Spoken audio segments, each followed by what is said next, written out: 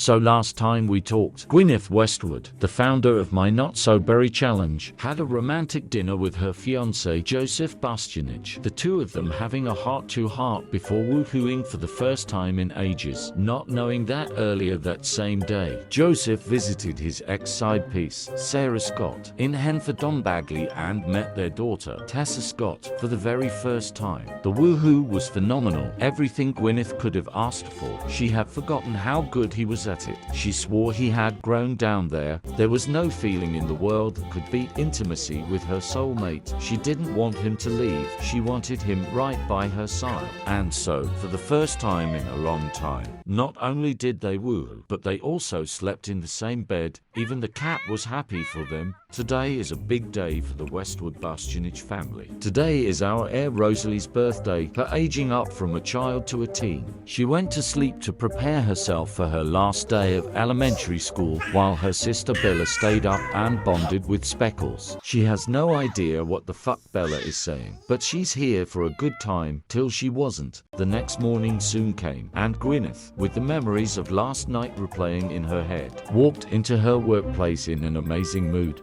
Nothing, and I mean nothing, could ruin her day. Joseph stopped drinking, her and Joseph made woohoo, her and Tanisha were getting along, and today is her daughter's birthday. She couldn't think of a more perfect, more sound part of her life. She was feeling so happy, so optimistic, so silly that she decided to try out the hive mind feature on her satellite dish. Oh my god, it's actually working. With how this game normally functions, I'm surprised. Seems like Joseph is in a great mood too. Yeah, because he's getting away with everything. Since this is the Not So Berry Challenge, I should probably go ahead and update you on how Gwyneth is doing with the Elements collection. She has majority of them, 10 of 15. She snacked on the Ferrero Rocher chocolates Joseph had gifted her and heard a noise. A random sim crying over Hideki Ikeda. I don't know why anyone would grieve over him. He was literally the worst. What is with this science lab and serial unalivers? First, Jason Voorhees, and now, an arsonist. And Carla Gravett is pregnant. Love really is in the air for these scientists. Gwyneth took a smoke break before looking for more elements, and that's when she was approached by a sim covered in piss. Damn bitch, you're really grimy. What happened with you? I don't know what her name is, but she decided to just mindlessly stare into Gwyneth's soul for several sims minutes. I low-key got scared. LMAO girl, if you don't just walk away. Well,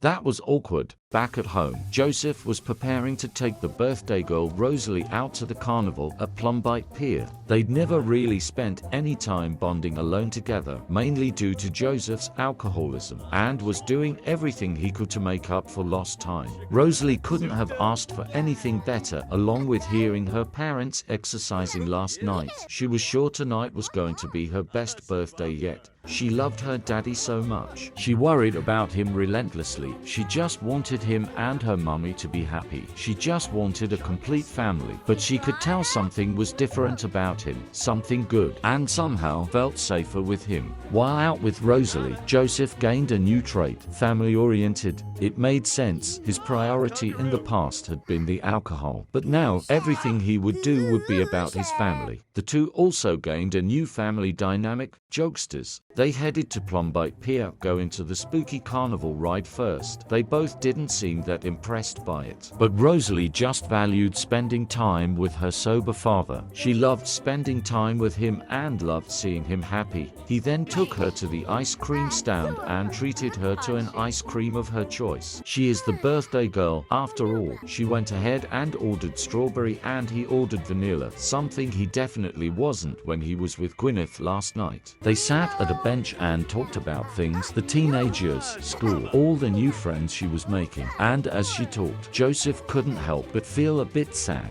He realized that this was the last time he would spend with his daughter as a child, and he hated himself for not absorbing more of these childhood moments with her. He will always regret it. He loved her so much and didn't want to see her grow up. But that's just life, and no matter what, she will always be his favorite little girl. After they finished their ice creams, the two went on the Ferris wheel before heading back home so that Rosalie could blow out her birthday candles and age up to a teenager. While Joseph baked her cake, Rosalie realized that she loves affection. Yeah, that's not surprising with the lack of affection your father gave you growing up. Again, Joseph was a bit melancholy as he made Rosalie's cake. He felt like she was just born yesterday and now she's all grown up, but that also reminded him that the kidnapping was that long ago, and that really put into perspective how much time he'd lost with his family. So he decided to no longer sulk over the past, over his mistakes or not being more present with Rosalie, but rather focus on the present, focus on what's next for Rosalie, and be there for her when she needs it. So Rosalie finished her homework, Joseph finished her cake, and Rosalie went ahead and blew out her candles.